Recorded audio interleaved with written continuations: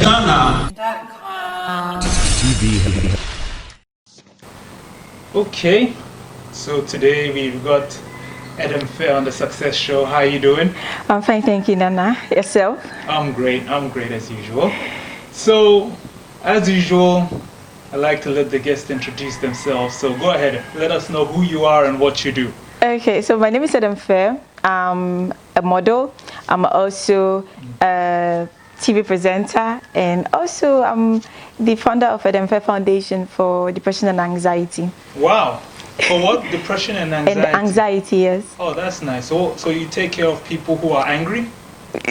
More like it. But I don't take care of them. I get them the right doctors and nurses who can do that for them. And counselors and those things. Exactly. Okay, so like anyone who gets angry at anything can call you, or yes, if you're angry, like so but anger doesn't necessarily mean that you're depressed, right?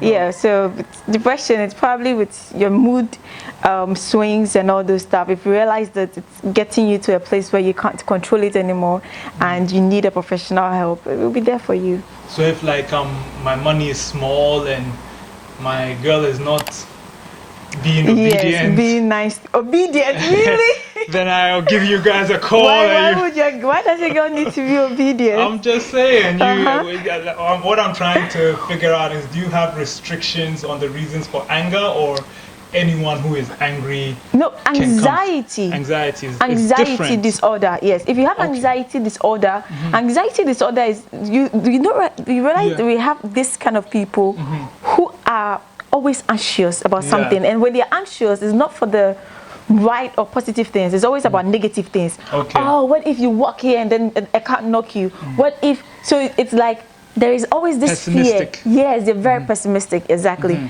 So with that disorder, sometimes it gets to you, and if care is not taken, you can actually get depression. And the more you get depressed, and depression is a place where you feel worthless and hopeless, and you don't even feel like doing the things you want to do. Yeah. And sometimes if somebody becomes that hopeless, they begin to question their existence, and that can actually lead them to commit suicide. Wow. So exactly. So we're trying to help, work on things that can help people with this kind of problems or mental health problems, get them some solutions. But then you, as someone who is, fairly popular with your presenting, and obviously me as well with the business that I've started, it's fairly popular. There are a lot of people who sit on the sidelines and they're sort of envious of what we do. I'm sure you have the same. Yeah. Do you help people like that? Yes. So you help people who are jealous of you? Yes. So you call them and, hey, come. If you're jealous, you realize the funny thing is most people end up seeing the outcome. They don't see what you go through before the outcome. So some people can be like, hey, I want to be like you, I want to do this.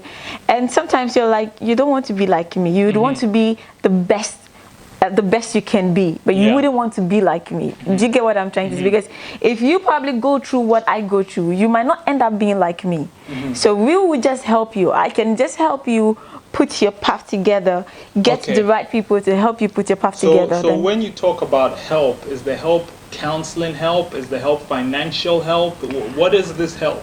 So when I started, honestly, with the depression and anxiety, I started a little bit with financial help, but people started taking advantage of it. Wow. So you realize that somebody will come and lie about their boyfriend doing this and being being abusive, and like they want to kill themselves, and you realize that it's a lie. You get deep into it, you want to involve police, you want to go through the right channel. Then you realize that they were lying. So you would have probably helped them, send them money, meet them, try to help them, and you realize that okay, you've spent money. So wait.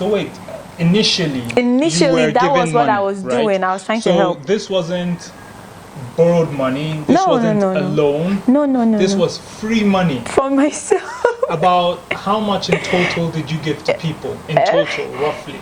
If I say, somebody will say it's not money. I don't care. So let's say when I started in August, right? Before the launch of it, by the end of the month, I had already spent 5,000 Ghana cedis to people I didn't know. Like, well, and then August, September. So let's say in total, and with people I'm okay with helping, let's say within that's like about 10,000. That was from August, September, October, within that period. So within 3 months. You had given people for free. You see, when you're taking out the money, you don't know. Sometimes I write it down. I write my expenses down, but I wasn't really keeping track. Until there was a particular incident that got myself and one of my mental health nurses to sit down. And I'm like, wait, no. I said, Edem, wait, did you started this in the whole point of giving people money, or do you want us to give them counseling? Because I won't lie to you, I've met so many foundations and people dupe them all the time. I get that you are excited, you want to do this, but trust me, they won't even remember you with what you give them. But there was only one instance that I got to like. I was able to help a lady have a baby. Although it's been a while I met, because I realized. Is this part of the anxiety? Yes, well, she had a very she was pregnant, and sometimes when you're pregnant you go through some sort of your hormones are always high, and when you're with somebody who doesn't really understand your mood swings, you become you irritate them. So now the love thingy was out, and it's like blows while she was pregnant. Exactly. Physical. Wow. Blows while she was pregnant, and so many issues. So that she had to go through a lot of counseling and stuff. But so, don't forget, I'm going to let you continue. But when you say she has to go through a lot of counseling, was it that within your organization you had counselors, or was it a separate service that you pay for them to go and get from a counselor elsewhere? Okay, with my foundation, with the doctors I work with, they understand that some people do not have the money. And they understand that some people have the money. Do you understand? So they can assess you. The first 2 to 3 sessions, they don't take anything from you. So they listen to you, assess you very well, and know exactly where. But there are people who are rich and they call and like, this is what is happening. Please, if you don't help, something will happen. And these people are rich. Like you think they shouldn't have a problem, but they do. Do you understand? Well, so with that's how they got rich. Exactly. So, but I just wanted to know, so whether the doctors were within your counselors were within your organization or an external. They are. Okay, so continue with the lady. So we later, by God's grace, we tried to. Apparently, the police also made it a foolish case as time went on, and we were still going through the counseling. She went to have the baby and all this, but we realized that we helped her have the baby, but she wanted to add extra responsibilities. She was able to move out of the guy's house. She's okay with herself now, but she wanted to add, because it was free help, she just wanted to add extra. I'm like, no, you're okay now, so we can yes. So that, because it's not about money. At the Edem Fairre Foundation, we don't give out money. We rather give you counseling. We give you. But you've given out 10,000 in 3 months, so you do give out money, right? So yes, but now like. Okay, so this money, is that from your presenting? Like, where was it coming from? Well, it wasn't just from my presenting. I do other work, but I don't really talk about that one because it's a bit private. But aside that, I've done like modeling jobs for companies. So I have my own sort of investment that I get returns on. So with that, I'm able to like allocate money that this I would want to put it into this, or this I want to put it into that.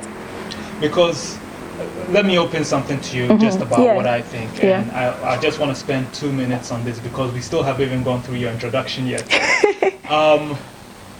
I think that, I'm not saying it's a bad thing, but I think if you are in Africa, you shouldn't focus on charity as much.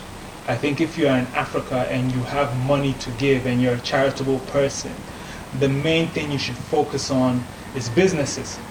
Because when businesses grow, more employment comes in, and then the poor people get the resources to be able to live and take care of the issues they have.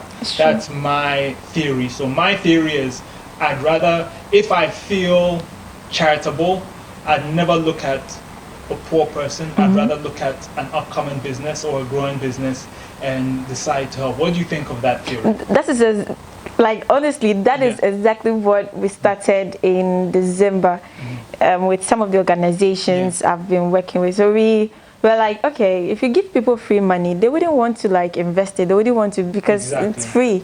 So why don't we put things together that can help us employ them? Or we already have like positions that if they bring their CVs or they bring this, we might be able to like, it depends on how urgent it is. So that is what we've now structured down. So you agree with me? Yes, I do. So you can come and give my small business some of that 10,000 that you're giving to these pregnant ladies.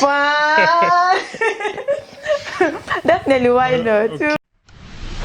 FashionGHANA.com. TV. I came to slavery 100% African. fashion.